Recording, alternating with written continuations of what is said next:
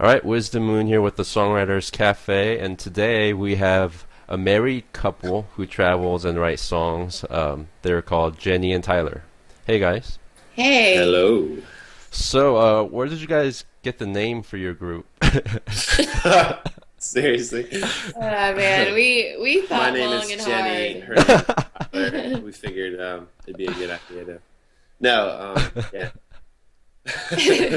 We're not very original. We were actually looking for a band name for about a year. Okay. We had, we it's just We kind just of, couldn't come up with anything. yeah, experimented and nothing seemed right. So we Yeah. were like, just be Jenny and Tyler. Yeah. Hey, Yeah. Shane and Shane, that's been working for them. Exactly. Exactly. So, how did you guys first meet each other? We met at the University of Delaware about 6.5 years ago on a bus that was Oh, taking students from campus to a local church. And Tyler turned around and introduced himself to me because he's very outgoing. oh, And I remember the moment quite vividly, what he was wearing, everything. oh, wow. Yeah. And he doesn't remember meeting me at all, unfortunately. He remembers meeting the guy that was sitting next to me, but not me. But we met again a few weeks later and started writing and leading worship together. Oh, wow. Um, and just, Sharing deep emotional conversations as well. And when you songwrite with somebody, you kind of tend to do that. So, Yeah. uh, for us, it blossomed into something more. Yeah. yeah, Apparently, yeah. So it kind of started from a bus ministry.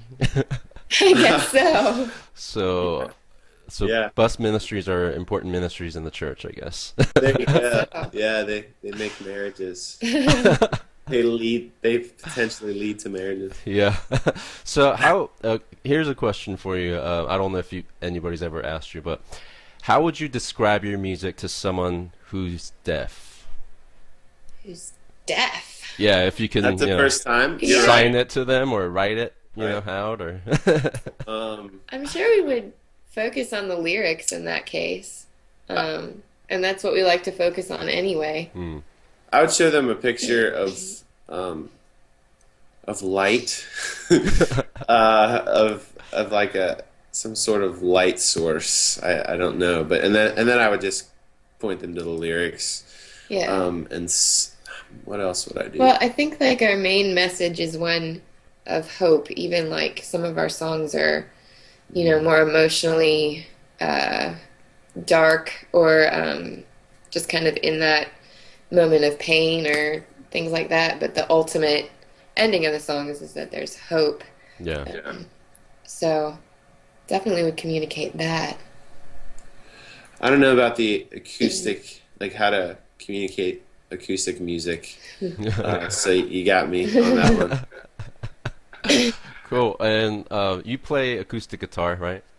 We When both you. Oh, you both play. Okay. Yeah, Awesome. Tyler plays primarily though. Okay. He's the good guitar player.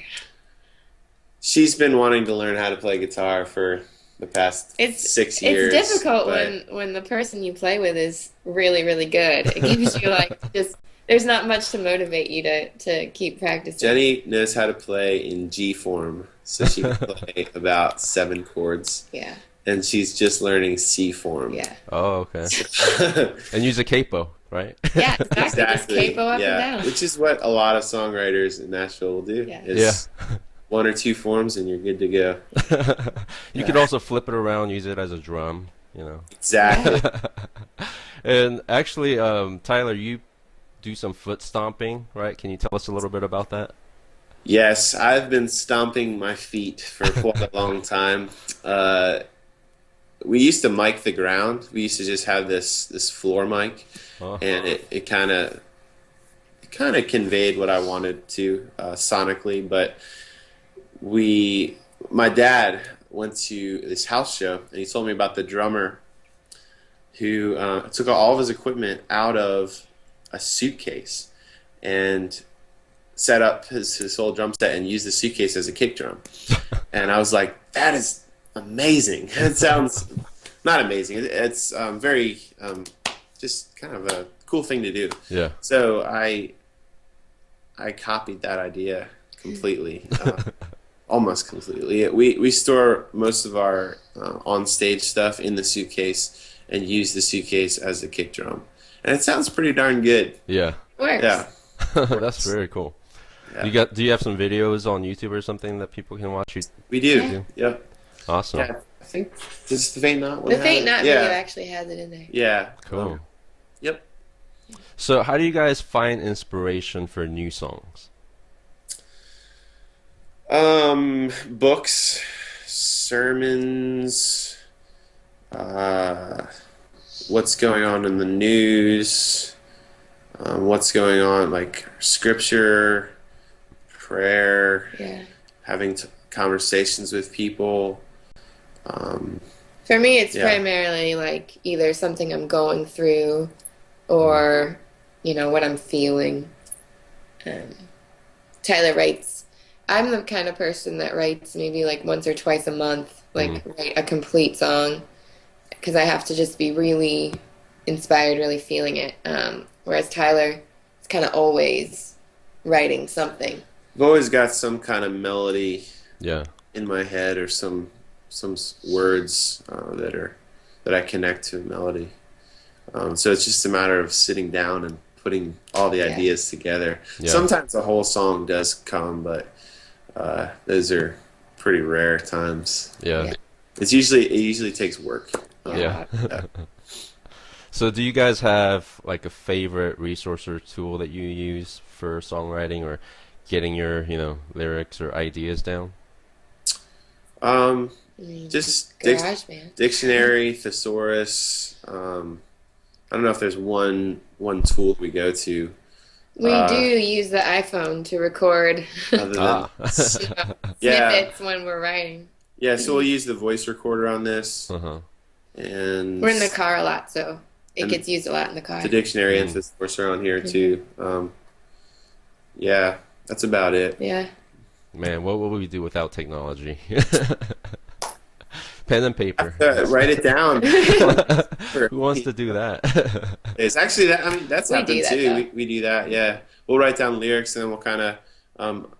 I'm a solfege guy, so do re mi fa sol la ti do, and yeah. So Yeah. I use that. I use that to notate when I don't have an iPhone. If for some reason I am parted from the iPhone. Okay, so as a couple, traveling around, I listened to one of your songs that kind of talks about people's misunderstandings and thinking you're younger than you are and things like that. What is one thing you would say that people misunderstand most about you guys?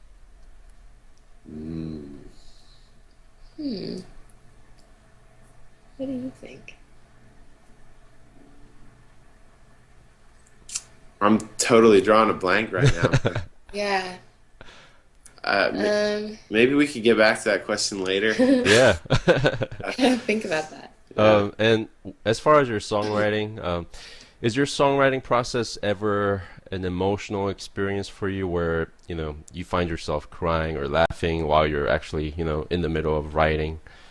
How does that Totally, play? man. Yeah, absolutely. Yeah. I don't know if he wants to expand on that or not, but yeah, there are definitely songs where we've written where we've been very emotionally on one side or the other Yeah. of joy or sadness. Would you say most of your songs on your latest album came out of that? Have had some emotions in there? Oh, yeah.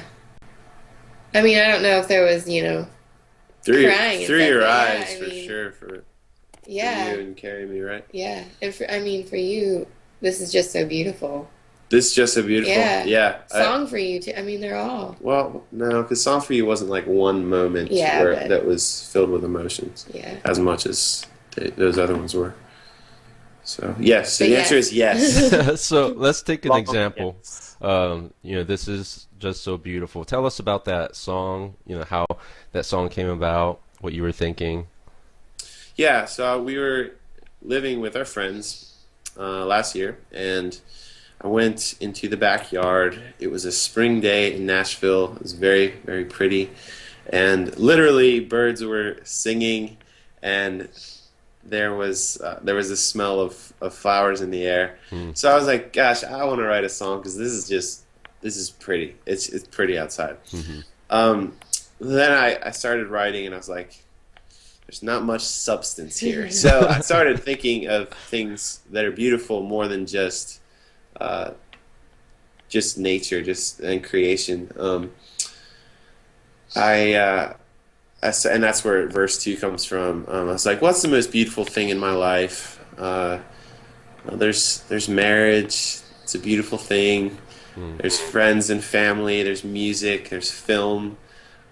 There's a lot of beauty. But the most beautiful thing that I thought of, and that I can still think of, is first believing in Jesus. Hmm. So that's what the song's about. And that's why it comes after track one, because track one is "Song for You" on the record, and it is a song about how God pursues us despite us not wanting Him to. So that's this record is a journey of faith, and it starts from not believing to believing to kind of struggling and doubting and points of elation. I love that word. I feel smart when I say it. Which is just so beautiful. Is like that celebratory type of joy and elation, to all the way like ups and downs and in between. So yeah, so that's what that song is about. Right. Yeah, I love how your CD is a journey, and it's really interesting to listen to. Every song, doesn't really all sound the same. Like, a lot of albums, especially on like major labels, a lot of the songs kind of sound the same because the same person produced it, and they had Yeah. a deadline they had to meet, and Sure. so Yeah. yeah. So I like really how you guys use your creativity, and I love your lyrics. So let's think about like the songwriters that are listening to us right now. A lot of them maybe just beginning, or just kind of thinking about songwriting, and they're too scared to get started. They don't even know how to get started. Yeah. What are like 3 tips that you would share with someone who wants to sit down and write their first song? Well, okay. You want to go first or me? You can go first. Okay. Um, Write 30 to 50 songs. Just write songs. Wow. And they're most likely, unless you're an unusual case, they're going to be bad songs. John Lennon and Paul McCartney, we get together, I heard every day and write a song, Wow. or 2 or 3 songs. And so by the time they started the Beatles, they had hundreds of songs. George Harrison started writing when he was in the Beatles, and John and Paul were like, they're okay, but they're not record worthy. But by the end of the time he was with the Beatles, you start seeing George Harrison songs, because basically you got to get those. In my experience, you got to get those bad songs out of the way, which you think are good at the time. You think it's like your little baby, and Yeah. it's a great thing. But you look back and you're like, those songs were not very good. Yeah. Yeah, so that's tip number 1, is just write a lot of songs. Yeah, write as much as Just kind of force yourself to write songs. Yeah. I would say too, another tip would be, and what we found to be successful in songwriting is to just be honest, and to not be afraid of being honest. So yeah, write. Explain. Well, I mean, like I think sometimes you get, or at least I can get nervous about just writing what I'm feeling or writing what I really think about something. Hmm. And I start thinking that my songs need to fit into a certain box, or Yeah. flow a specific way. And I mean, obviously, most songs are verse, chorus, bridge, chorus. But you don't have to be confined by that stuff. You can just write, and not to be afraid of what people are going to think of your songs. Just to go for it. When you're Yeah, first writing, I think that's really important. it is. Because you have to just release yourself, like release your creative Yes, that is true. being. However, I have to add something to that. Okay. And that is that that if you're writing, people are used to that form Jenny just said, verse chorus, bridge chorus, and so it's a really good idea to align yourself with what's familiar uh, in order to I guess appeal to more people. Um, and just that familiarity is a comforting thing, and so your music becomes more accessible to those people. That said, just like what Jenny said, you don't want to be confined to it. So there's actually I've got Right. there's the 5 C's of music, which is I'm gonna try to look this up because this is really good. If I can't find it, I'll try to get it off the top of my head. But this is the third most important, or the third piece of advice that I would give.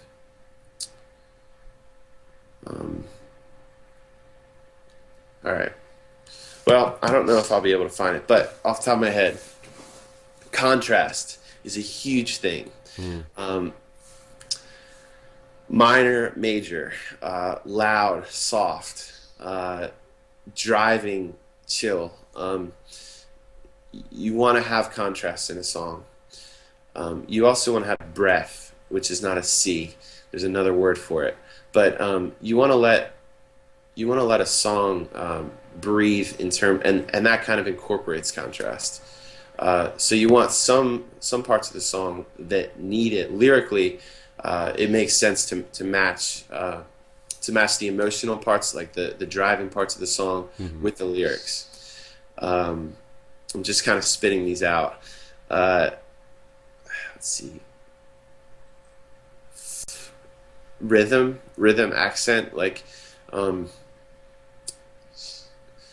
giving the song a backbone that is just maybe something needs to be simple. Maybe it needs to be 4 on the floor and really simple. But there's also a song becomes interesting when you start messing with the rhythm.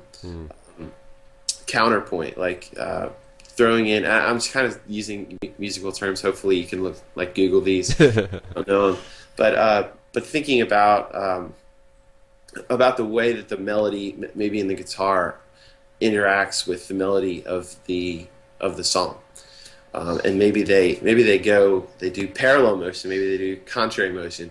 I could go on and on, but there's just, it's kind of like music 101. Like go study the basic elements of music, which are harmony, melody, rhythm, accent, contrast, those kind of things. Yeah. Yeah. Good. Good stuff, guys. That's really good. So I'm going to ask you more of a personal question, and that is, what is the silliest song that you've ever written, whether on this album or, that's never been recorded? Well, we can't talk about all of the silly stuff. But yeah, I mean, I think Last in Gym Class is pretty funny. That's a pretty funny song. Yeah. Yeah. And what's that about? It's about, Tyler wrote it for me because I was always picked last in gym. And so it's a song about a guy in high school who has a crush on the girl who was picked last in gym class. And it talks about, like meeting in the cafeteria and it's also in the style of a pop punk type of song. Almost like a brand new type of song. Brand New's a band. And so it makes fun of that style of music, even though we really like that style of music. Sometimes. Yeah, sometimes. Yeah. But I think, that's probably it's on the free acoustic EP that we give to our mailing list, which actually will only be we're updating it. We're putting new songs on it on April 30th. So you want to hear that song? You've got a week left to join our mailing list. And you can hear it, yeah. But maybe when's the interview going to be next posted? month? So okay. Yeah. Email us and we'll send you a copy. Awesome. Yeah. Yeah, that's probably the silliest one that is appropriate to mention. Yeah. Okay, so let's dream a little bit. You know, you guys are young right now, and doing music on the road, and so if you could do anything in 10 years, just dream up anything that you want to do, Yeah. and it can be done. What would your dream scenario be in 10 years? Yeah. Our our dream scenario, I think, would be to be able to make music as a living, to be playing shows that are consistently, like people consistently come to them. Mm. Not that people don't come to our shows, but like Yeah. bigger shows, not necessarily like huge shows, but big enough that we could have a family Mm. and still be able to do this. Kind of, is that kind of what you're thinking too? Yeah, we don't have really a number of people we want to play for. Like there are house shows we do to 50, like we play for 15 people, and we Yeah. love those house shows because we get to meet everyone there Yeah. and get to meet new best friends with a lot of them, Mm. so to speak. Yeah. And yeah, we just want to be able to have a family and, Yeah, and and do what to- we're doing. It's yeah. I know it's kind of maybe it's not the dream that you were thinking we would say, but yeah, that's Yeah. it's really wherever the Lord takes us. Yeah.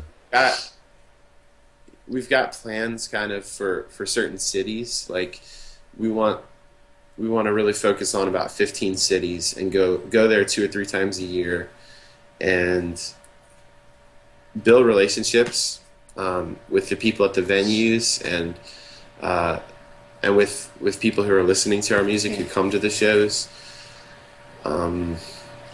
That's about all the planning we have. do, though. Right? Yeah. Yeah. Yeah. So the last question I want to ask you guys is, what would you say are some big challenges you face as unsigned artists? That maybe like a artist on a major record label doesn't have to deal with. Well, I think the day in, day out aspect of what we do is, I mean, we spend a lot of time on the computer, Mhm. doing emailing, booking, promoting, Promotion, all of the social media stuff now. updating the Yeah. website. I mean, and it's all great. It's amazing that we can do this on our own now because of technology. Like, But Yeah. the amount 15 of, years ago, you couldn't have done the it. amount of time we devote to listening to music to get better at songwriting or even devoting time to songwriting, it seems like songwriting gets put on like almost as like the very last Yeah. thing where I feel like Unfortunately. it should be The main one focus. of the main things. Yeah. Mhm. We spend just a ton of time doing business. Hmm. Uh, Yeah, it's So, so that's probably one of the main things. yeah. Yeah. That's amazing that you guys handle all of that yourselves, man. Yeah, Well, that is a lot of work. I don't know how there are independent artists who are solo and do it all themselves. Yeah, I and can't imagine. I don't know how they do it. Yeah. With Yeah. 2 people, it still seems overwhelming sometimes. Yeah. With internet stick, so when somebody's in the car, somebody can be answering emails and Others drive. yeah. Yeah. So that's Wow. a really big plus. Yeah. Hmm. Yeah. Very cool. Well, thanks so much, guys, for being on this show. You guys share some really good insights, and I do remember one question that you weren't able to answer. Do you want to answer that? Was it the The misunderstood. question? Yeah. Oh, okay. How about this one? People, I think, in general, and for us, this is true too. It's so easy to label something in order to understand it, and so there are a lot of Christians who will kind of label us as like we're Christian artists. We should play for Christian audiences. Mm. We shouldn't be in bars. We shouldn't be in acoustic venues that have a certain type of atmosphere. Where there's alcohol served or something like that. Something like that. Yeah. And then there's also people who don't believe in Jesus who are like who might limit us and say, well you should really be playing this type of venue. Yeah. So I guess just So being labeled as like we want, if we have a label, we want to be, we are a folk, rock, soulgrass kind of, like we're Yeah. a duo. We're a husband Yeah. wife duo, because that's what's true. You know, that's Yeah. something that is understandable. Yeah. Um, yeah, Yeah, it's that whole sacred, secular, Yeah. argument that people have. Yeah. exactly. And we just want to share our music with as many people as possible, and hopefully encourages believers and prompts non-believers to think about some of the stuff Yeah. we write. Yeah. Yeah, great.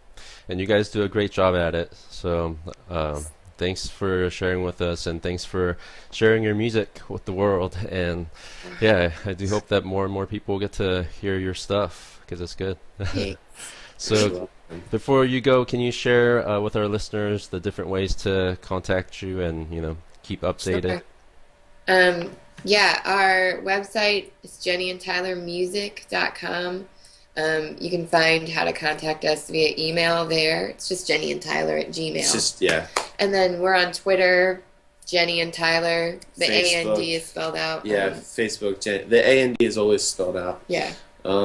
You can, if you sign up for our mailing list, we'll give you 7 songs for free, Cool. an acoustic album, and again, it's going to be new songs and all that kind of stuff on April 30th, which is probably after this is posted. Awesome. Which we're excited. We're very Yeah, excited we're really about. excited about it. We recorded in this $100,000 studio with our friend Paul for free. Yeah, it's free. Oh, and- wow. Yeah, and it's just all live takes.